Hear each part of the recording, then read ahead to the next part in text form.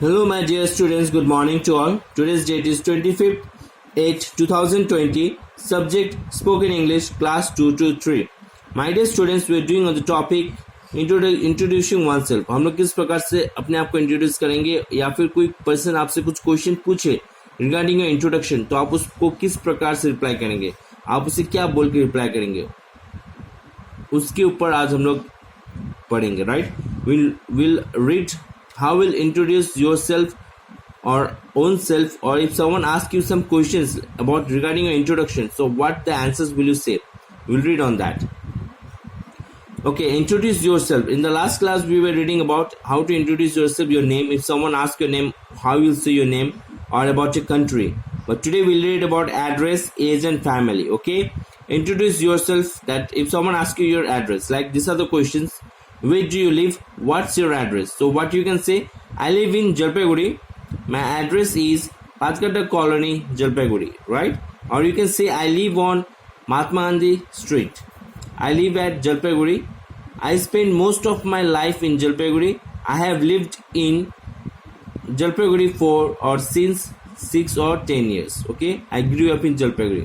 So in this way you can say your address, like where do you live or what's your address if someone asks you. Got it?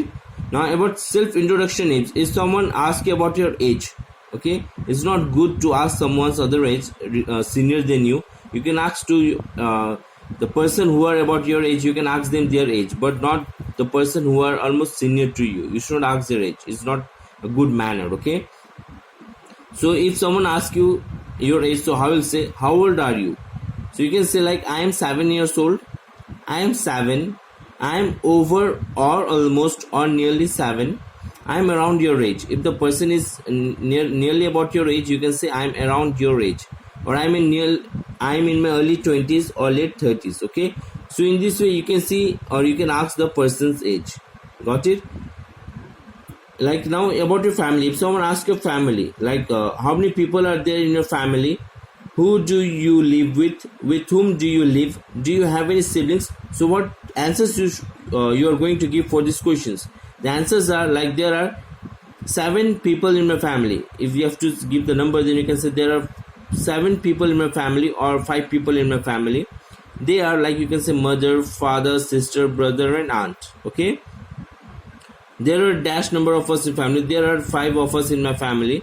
My family has 6 people, or I live with my grandparents.